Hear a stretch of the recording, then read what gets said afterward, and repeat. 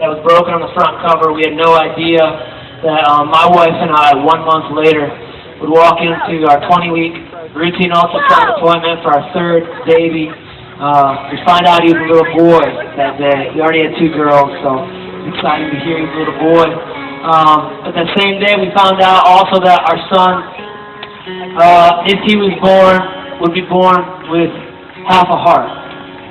And I'll tell you, that day, and I don't know if I thought about it that day, but believe me, very soon after, I started thinking about the meaning of those songs, pieces of a real heart. And I started being able to see more clearly than ever that my God had written a story for me long before I ever walked in.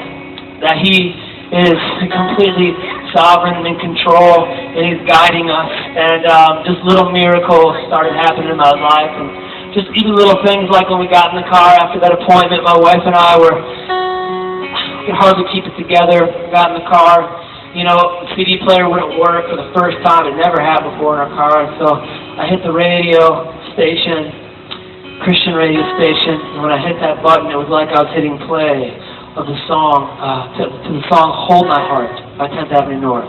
It came on the radio. And, man, God just kept doing all those little things. He kept finding all these little stones that were perfectly shaped hearts. And it was like God was just saying, I'm here, I'm here, I'm here. And so I just started digging into the Word, too, man, because I didn't know what to do. I started feeling uncertainty. As a father, you know, you're told that your son may not be born. And so I started writing music and writing things in my journal, but I was really digging into the Word. And the thing I love the most about the Word of God is this. I love the fact that, you know, it's crazy because some people think that Christianity is a bunch of fluff. You know, that we're just kind of blindly walking and believing in something that's too easy to believe. But here's the thing. This book right here, the Bible, does not leave out any of the tragedy or the heartache or the pain of this life. The Bible confronts the greatest tragedies of the human condition and the human heart head on. And God is not afraid to answer why in this book. You see, I watch it over and over again, and, you know, I see all the tragedies in this book and the tragedies that happen in our lives to different degrees. And, you know, a lot of times we ask, it's the question we ask, why? And being that I had a son who was going to be born with half a heart, I was asking that same question, and I started looking, you know, into like Psalm 139, God says He knits every child together in the womb, and I believe those words on my heart, and I believe that God, nobody else but God knit my child together, so I have to believe there's a reason. We started trusting, so I named him Bowen, which means small, victorious one. And then I started looking even deeper into John chapter 9, the man born blind. And guess what Jesus' disciples asked when they saw the tragedy of a blind beggar, what looked to them to be a tragedy? They said, why was this man born blind? They said, who sinned? They actually asked, who messed up that this man was born blind? And Jesus' answer seems simple, but if you take some time to really dwell on it, think about what He says. He says, it's not because anybody sinned that this man was born blind, although I'm sure he did sin. But that's not why. He said he was born blind, so the works of God can be displayed in his life. That's why. You know what? What people saw as a tragedy, God had a plan and a purpose because He's way bigger than our tragedy. And sometimes He allows the blindness. Sometimes He allows the pain. Sometimes He allows the darkness of our circumstances to settle around us. Tell me why. Tell me why we love a concert in the dark. Tell me why when we're inside, not even outside, we turn down all of the lights. Because until we turn down the lights of our circumstances around us, turn those lights down, you can't see the beauty of what's happening here. And in the same way, God allows the light of our circumstances to go down so that we can see the one reason that this book already offers 40 generations, thousands of years.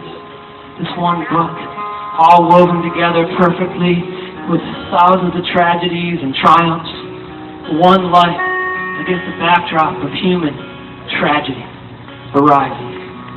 And today, in my life and in your life, why? You know why? There's one answer. There's one answer. There's one real treasure. There's one key to be found to every single question in life. In the darkness of our circumstances emerges the reason. The reason is Jesus Christ. Amen. He's the one true thing. My son's 11 months old now. We've been in the hospital for 4 months. Out of that time, he's endured 2 open heart surgeries. My son's doing great.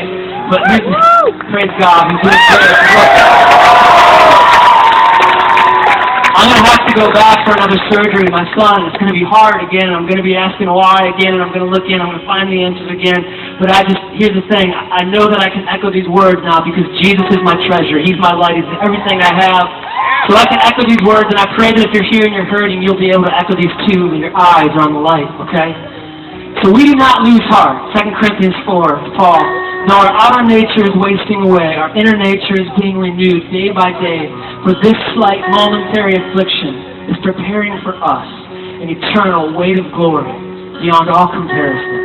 As we look not to the things that are seen, but as we look to the things that are unseen. For the things that are seen are transient, they're all going away, but the things that are unseen are eternal.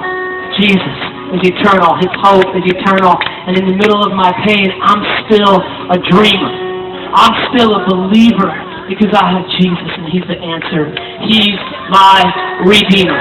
That's the top.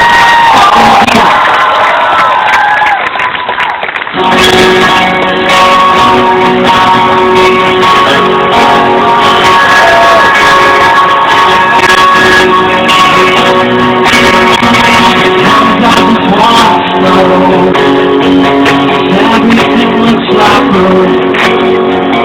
God gave the courage to carry on.